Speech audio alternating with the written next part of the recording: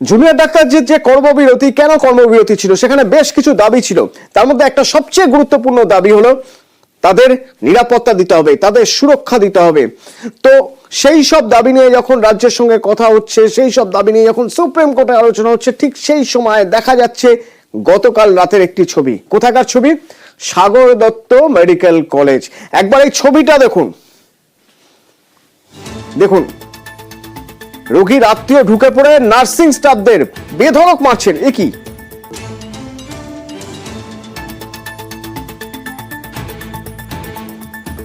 হুমকি দিচ্ছেন, অন্তত তার কথা শুনে যা মনে হচ্ছে, মানে বডি ল্যাঙ্গুয়েজ দেখে যা মনে হচ্ছে। ক্লোজ সার্কিট ক্যামেরার ফুটেজ দেখছেন।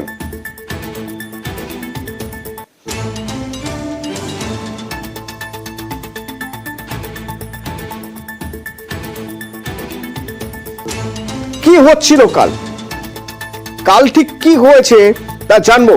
তার কারণ গতকালের এই ঘটনার পর জুনিয়র ডাক্তাররা তারা অবস্থানে বসেছেন, কর্মবিরতিতে বসেছেন, এবং এই সাগর দত্ত মেডিকেল কলেজের অধ্যক্ষ তিনিও প্রতিবাদে সামিল হয়েছেন। আমার সঙ্গে সুবীর রয়েছেন প্রতিনিধি, সরাসরি সুবীরের সঙ্গে একবার কথা বলবো। সুবীর, প্রথমে একটু জেনে নিতে চাইবো গতকাল রাতে ঠিক কি হয়েছিল, যে ক্লোজ সার্কিট ক্যামেরার ফুটেজ আমরা দেখছি, ঠিক কি ঘটনা?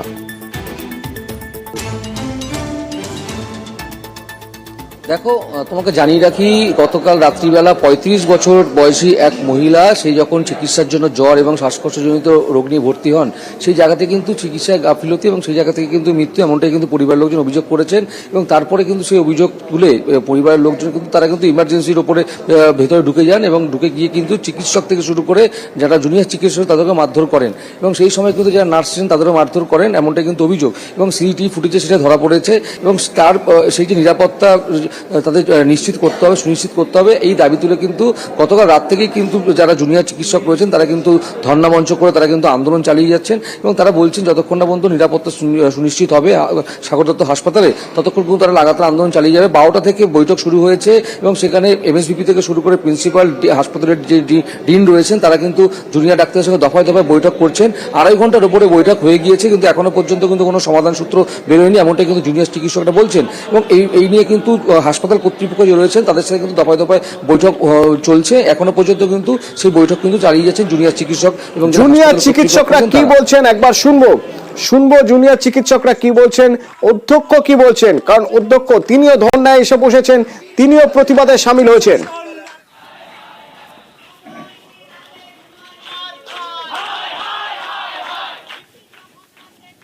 আমরা 20 জন ভিতরে ঢুকে যাচ্ছে কি করে? ওয়ার্ডে ওরা কাজ করবে করে? 1-2 লেডি ডক্টর থাকে, 2-3 লেডি ডক্টর ছিল, তারা চেষ্টা করেছে, তারা বাঁচাতে পারেনি, তারা তো চিকিৎসা করেনি, তা তো লাগে। তারপরে কিন্তু এই ধরনের মারধর, হেকেল করা, ডাক্তার, জুনিয়র ডাক্তার থেকে অন্যান্য স্বাস্থ্যকর্মী সবাইকেই হেকেল করা, এটা তো ভাঙচুর হয়েছে কিছুটা, সেটাও শুনলাম।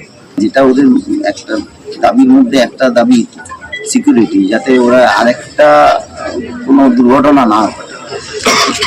তারপরেও যদি এই ধরনের হয়, কিছু বলার নেই। আজকে হাসপাতাল সিকিউরিটির এমন অবস্থা যে সিকিউরিটি আর পুলিশ থাকা সত্ত্বেও কিন্তু সামনে যে পেশেন্ট পার্টি 15-20 জন দল বেঁধে একটা পেশেন্টের বেড ঠেলে ওয়ার্ড থেকে বের করে নিচ্ছে। চৌকিদার যদি অন্ধ থাকে 10টা বসিয়েও কোনো লাভ হবে না। একটা ঘর বানিয়ে দিলাম কিন্তু কাজের কাজ কিছু হলো না, সেটাতে আমি বিশ্বাস করি না। 7 দিনের মধ্যে, সপ্তাহে 7 দিনের মধ্যে 6 দিন মিটিং করলাম, মাসে 30 দিনের মধ্যে 28 দিন মিটিং করলাম।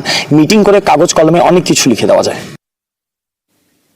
শুধুমাত্র জুনিয়র চিকিৎসকরা নয়, গতকাল নার্সিং স্টাফরা হেনস্থা হয়েছে। নার্সিং স্টাফরা তারপর বিক্ষোভ দেখান।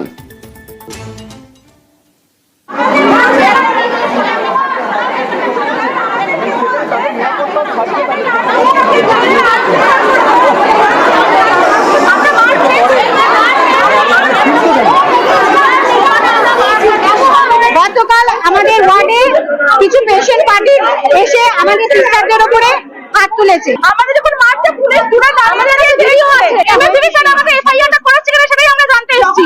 আমাদের অথরিটি বলছে সিকিউরিটি দিয়েছে, এত লোক উঠলো কি করে? আজকে আমার স্টাফদের মেরেছে, কালকে আমাদের ছুরি মারবে না, কার গ্যারান্টি কে দেবে? পুরো 100%ই আমরা নিরাপত্তাহীনতায় ভুগছি।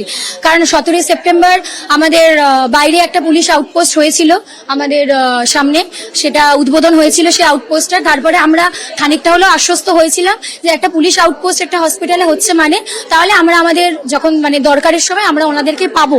কিন্তু কালকের ঘটনা আমাদের চোখে আঙ্গুল দিয়ে আবারও দেখিয়ে দিয়েছে যে না, নিরাপত্তা কিছুই নেই, যেটা আছে সেটা পুরোটাই আইবশ। সিসিটিভি থাকার এটাই তো মানে যে নিচের থেকে অ্যাসিস্ট্যান্ট সুপার বা এমএসবিপি স্যার বা প্রিন্সিপাল স্যার ওনারা সিসিটিভিটা দেখছেন এবং সাথে সাথে ওনারা পুলিশ পাঠাচ্ছেন বা নিজেরা উঠে আসছেন যে কি হলো আমার মেয়েদের, কি হচ্ছে তাদের। কিন্তু না, আমাদের সিসিটিভিটা রাখা হয়েছে ওই নিচের লোকেরা হচ্ছে চা জল খেতে খেতে সিসিটিভিটা চালিয়ে জাস্ট একটা সিনেমা দেখার মতো করে দেখেন। নিরাপত্তা চাইছি, এর বেশি তো আর কিছু চাওয়ার নেই। এত লোক উঠে আসে কি করে? নিচে সিকিউরিটি গার্ডটা কি কর্মরত ছিলেন না? তারা সবাই একসাথে কি কোথাও চলে গেছিল? আর যখন এই ঘটনা ঘটছিল পুলিশ ফোর্স কোথায় ছিল? এটাই আমার বক্তব্য যে আমাদের সিকিউরিটি যেন বাড়ানো হয়, নিরাপত্তা যেন হীনতা আমরা না ভুগি। পুলিশ কোথায় ছিল এক প্রশ্ন বারবার উঠছে। সুবীর, গত 17ই সেপ্টেম্বরের উল্লেখ করছিলেন একজন। 17ই সেপ্টেম্বর থেকে ঠিক 10 দিনের মাথায় পুলিশ ফাঁড়ি বা পুলিশ চেকপোস্ট তৈরি করার ঠিক 10 দিনের মাথায় এরকম একটা ঘটনা। কতজন ডিউটিতে থাকেন, তাদের পক্ষে কি সত্যিই কিছু করা সম্ভব ছিল না? তাহলে তারা সেখানে তাদের কি ভূমিকা ছিল আমরা কি জানতে পারছি? গতকাল যারা ডিউটিতে ছিলেন তাদের কি ভূমিকা ছিল? কারণ অভিযোগ উঠছে তারা দাঁড়িয়ে দেখছেন।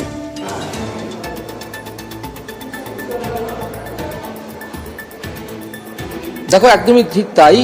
যারা জুনিয়র চিকিৎসক যারা আক্রান্ত হয়েছেন, যে সমস্ত নার্স যারা আক্রান্ত হয়েছেন, তারা কিন্তু পরিষ্কারভাবে বলছেন গতকাল যে এই আউটপোস্ট করা হয়েছিল, উদ্বোধন করা হয়েছিল এবং নিরাপত্তা কর্মী কিন্তু বাড়ানো হয়েছিল, সেই পুলিশ কর্মী বাড়ানো হয়েছিল, সেই জায়গা থেকে দাঁড়িয়ে কিন্তু যেটা একদম পরিষ্কার তারা অভিযোগ করছেন যে কালকে যখন ঘটনা ঘটেছিল সেই সময় কিন্তু সেইভাবে নিরাপত্তা কর্মী পুলিশ কর্মীদের কিন্তু সেভাবে মানে দেখা যায়নি ঘটনাস্থলে। এবং সেই জায়গা থেকে কিন্তু তারা বলছেন যে নিরাপত্তা বাড়ানো হলো, সিসিটিভি বসানোর কথা বলা হলো কর্তৃপক্ষের তরফ থেকে, সেই জায়গা থেকে কেন এই জায়গাটা তৈরি হলো এবং তারা নিরাপত্তাহীনতায় ভুগছেন। আমার সঙ্গে রয়েছেন যে আন্দোলনরত যে জুনিয়র চিকিৎসক, একটু কথা বলে নেব। বলছি যে আপনাদের তো দাবি দেওয়া ছিল, সেই জায়গা থেকে তো পুলিশ আউটপোস্ট করা হলো, সেই জায়গা থেকে কেন এই সমাধান কেন হলো? দেখুন, আমরা যখন পুলিশ আউটপোস্ট হয়েছিল সেই সময় আমরা মিডিয়াকে এই কথাটাই বলেছিলাম যে একটা পুলিশ আউটপোস্ট মানে একটা বিল্ডিং, সেখানে যারা কাজ করছেন তারা হসপিটালের সিকিউরিটির ব্যাপারটা কতটা বুঝছেন বা বুঝতে চাইছেন এবং আমাদের দরকারে তারা কতটা থাকতে চাইছেন তার উপরেই গোটা জিনিসটা দেখা যাবে। কালকে ঘটনাটা যখন ঘটলো তখন আমরা দেখলাম যে হসপিটালের সিকিউরিটি, পুলিশ সবাই হয়তো ছিল বা তারা আসতে দেরি করলেও তারা প্রেজেন্ট ছিল। তার সেই অবস্থাতেই 15 জন পেশেন্ট পার্টি, যেটা কোনোভাবেই একটা হসপিটালে ঢুকতে পারে না, 15রও বেশি ছিল হয়তো, তো অ্যাটলিস্ট 15 জন, একটা সেখানে ফিমেল ডক্টর, নার্স, তাদেরকে কিভাবে হেকেল করলো, তাদের সাথে কিরকম অসভ্যতা করলো, যেখানে তারা নিজেরাই পেশেন্ট পার্টিকে, সেটা তো দেখাই যাচ্ছে ক্লোজ সার্কিট ক্যামেরা ফুটেজে, সেটা দেখাই যাচ্ছে। সুবীর, জুনিয়র চিকিৎসক যিনি তোমার সঙ্গে রয়েছেন তিনি বলছিলেন 15 জন উপরে চলে এলো। প্রশ্ন এখানেই, 15 জন একসঙ্গে চলে এলেন এবং 15 জন একসঙ্গে চলে এলেন, কারো চোখে পড়লো না। ক্লোজ সার্কিট ক্যামেরায় যেখানে দেখা যাচ্ছে, এই ক্লোজ সার্কিট ক্যামেরার একটা আউটপুট তো রয়েছে পুলিশ চেকপোস্টেও, সেখান থেকেও তারা নিশ্চয়ই দেখেছেন। তাহলে তো প্রশ্ন উঠবেই, তারা কি ব্যবস্থা নিয়েছেন, পুলিশ সেখানে কি ব্যবস্থা নিয়েছেন, নিরাপত্তার দায়িত্বে যারা রয়েছেন তারা কি পদক্ষেপ করেছেন, কি জানতে পারছো?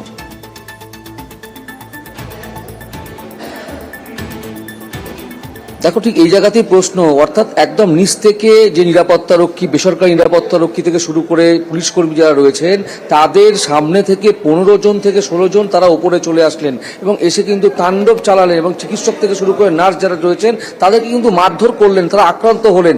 এই যে নিরাপত্তা যে ঢিলেঢালা একটা ছবি সাগর দত্ত হাসপাতাল জুড়ে, এটা নিয়ে কিন্তু প্রশ্ন তুলছেন জুনিয়র চিকিৎসক থেকে শুরু করে যারা আক্রান্ত হয়েছেন নার্স, তারা প্রত্যেকে। এবং তারা বলছেন যে এই আউটপোস্ট হওয়ার পরে নিরাপত্তা রক্ষী এবং পুলিশ কর্মী বাড়ানো সত্ত্বেও তারা কিন্তু কোনো রকম ভাবে কিন্তু সেই জায়গাতে কিন্তু তারা কিন্তু নিরাপত্তাহীনতায় ভুগছেন এবং তারা যতক্ষণ না পর্যন্ত নিরাপত্তা সুনিশ্চিত হাসপাতাল কর্তৃপক্ষ এবং পুলিশ প্রশাসন যতক্ষণ না পর্যন্ত তাদেরকে আশ্বাস দিচ্ছেন ততক্ষণ কিন্তু তারা এই ধর্ণা মঞ্চ তারা কিন্তু আন্দোলন চালিয়ে যাবেন। এবং এদিকে এই ঘটনা এখনো পর্যন্ত 4 জন গ্রেপ্তার, সে প্রসঙ্গে আসবো। তবে সুপার কি বলছেন, হাসপাতাল সুপার কি বলছেন একবার শোনাবো। মানে একটা প্রাইভেট এজেন্সি দিয়ে, তাদেরকে কোনো ট্রেনিং নেই, সেই রকম একটা সিকিউরিটি এজেন্সি দিয়ে এখানে চলে। প্যারালালি এখানে 16 জন কনস্টেবল এবং 4 জন অফিসার, সেই সাথে 8 জন সিভিক ভলান্টিয়ার পোস্টেড হয়েছে। এত বড় একটা হাসপাতালে এই সংখ্যাটা প্রচুর অপ্রতুল। আরো বেশি সংখ্যায় এখানে ট্রেন্ড পার্মানেন্ট সিকিউরিটি গার্ডের প্রয়োজন আছে। তাহলে নিরাপত্তায় আপনি সন্তুষ্ট নন? অবশ্যই নই।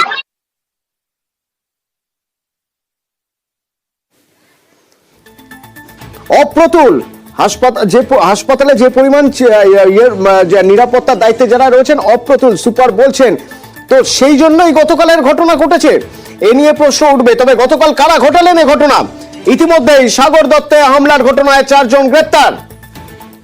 তাদের বিরুদ্ধে অভিযোগ চিকিৎসক এবং নার্সদের মারধর করার।